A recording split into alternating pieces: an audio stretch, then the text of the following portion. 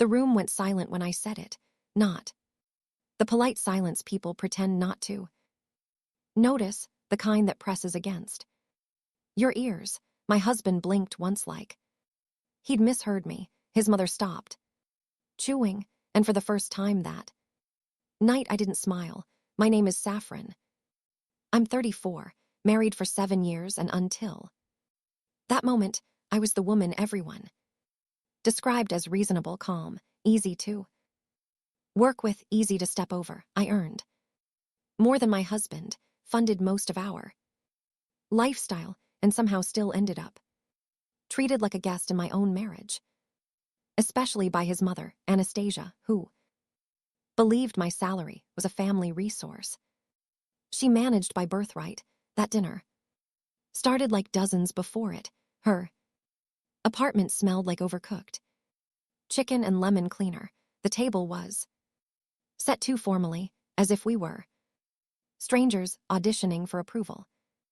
Anastasia asked polite questions with sharp edges, the kind that sound harmless until you replay them later. So, Saffron, are bonuses still unpredictable? She asked, eyes flicking to my purse. Must be stressful, not knowing how much extra money you really have, I answered. Calmly, I always did. I said my job was stable. I said I was grateful. I said nothing about how my paycheck paid for the car we arrived in, the vacation she bragged about, the medical bill she'd quietly handed my husband last month. Then she laughed, soft, indulgent. Well, she said, turning to my husband, at least her income can help the family. When needed, that's what wives are for. Something inside me finally aligned. I looked straight at my husband, not her. Him, and I warned him quietly, clearly. That one more word from his mother about my salary would end polite conversations. Forever, that I would explain things myself properly, about boundaries, about money, about ownership. He didn't answer. He just reached for his water, eyes down, and Anastasia smiled like she'd already won. That's when I realized this wasn't about dinner. It never had been. And I was done waiting for him to choose. Aside, on the drive home, the city lights blurred past the windshield, and my husband said nothing. Silence has weight when it's chosen. I watched his knuckles tighten around the steering wheel, waiting for him to defend me, or at least acknowledge what had happened. He didn't. Instead, he exhaled and said, "You didn't have to make it awkward." Awkward, not humiliating, not invasive. Awkward, that's when the pattern sharpened.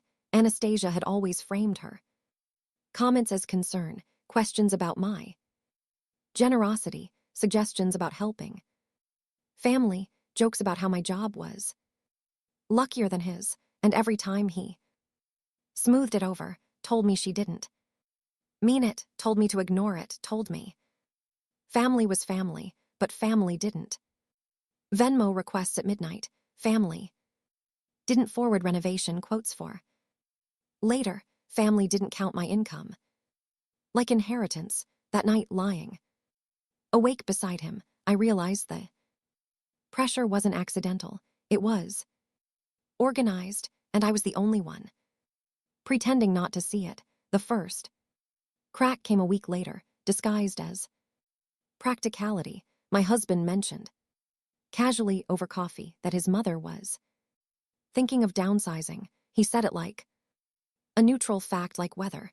Then he added she was wondering if we could help bridge the gap for a few months. The word landed wrong. I asked how much. He didn't answer immediately. That pause told me everything. When he finally named the number, it was almost exactly my monthly net income, not savings, not extra mine. I laughed once, sharp and surprised, and you agreed to this? He frowned. I said, we talk about it, but talking I'd learned was just the warm-up to consent. That night, I opened my laptop and scrolled through our shared accounts. The small transfers I'd ignored before lined up neatly now. Utilities I didn't use, subscriptions I didn't approve. Gifts labeled miscellaneous. It wasn't one big betrayal. It was dozens of small ones carefully normalized. And the worst part he thought I'd never check. The humiliation didn't happen in private. Of course it didn't. Anastasia hosted a birthday lunch the following Sunday. Extended family, neighbors, people who loved applause more than truth. I wore a simple dress, neutral smile and said nothing. I watched, listened, counted. Exits. Midway through dessert, Anastasia stood and raised her glass. I just want to thank Saffron, she said warmly, eyes shining, for being such a supportive wife. Some women forget money isn't theirs alone once they marry. Laughter rippled, polite, approving. My husband smiled, actually smiled. My chest went hollow, not dramatic pain, clean. Surgical. I felt something shut off. When I looked around the table, no one met my eyes. I was a concept, not a person, a resource being publicly acknowledged. I stood, lifted my own glass to clarity. I said calmly, because misunderstandings grow when people assume access they were never given. The room froze. Anastasia's smile slipped. My husband whispered, sit down. I didn't, and that was the moment everyone realized I wouldn't be quiet anymore. I didn't cry afterward. That surprised me most. At home, I showered, changed, and sat at the edge of the bed while my husband paced, explaining tones, intent, embarrassment, everything except responsibility. His words slid past me like static. I was already somewhere else. Calm doesn't arrive suddenly. It settles when a decision is made. I opened my laptop again, not angrily, precisely. I listed everything. My income, my contributions, the accounts I funded, the access I'd casually granted because trust felt cheaper than paperwork. I read messages I'd ignored, requests I'd answered with silence instead of refusal. Silence, I realized, had been interpreted as permission, so I corrected that. I called my bank and separated accounts. I scheduled meetings. I changed authorizations. I drafted one email. Polite, clear, unemotional, outlining boundaries and reimbursement. Expectations, no accusations, just facts. Revenge doesn't need noise. It needs timing. When I finally looked up, my husband was watching me like he'd just realized I spoke a language he never bothered to learn. I smiled softly. Don't worry, I said. I'm handling it. The first call came 3 days later. Marina, sweet voice, too sweet. Saffron, darling, there seems to be a problem with the transfer this month. I let the silence stretch just long enough to feel intentional. There isn't, I said. The access was temporary. It's been corrected. Her breath caught, but we counted on that money. I know, I replied evenly. That's why I sent the email. Future expectations need agreement. Past withdrawals need reconciliation. She laughed, brittle now. You're being dramatic. No, I said, I'm being accurate. That evening, my husband confronted me, papers in hand, confusion edged with panic. You didn't tell me you were doing all this. I met his eyes. I warned you. He opened, his mouth closed. It tried again. Mom's upset. I'm sure, I said calmly. She's not used to accountability. The next day, a repayment request hit her inbox. Itemized, dated, indisputable. That's when the tone finally changed. Not anger, fear. Fear makes people sloppy. Anastasia stopped calling me and went straight to my husband.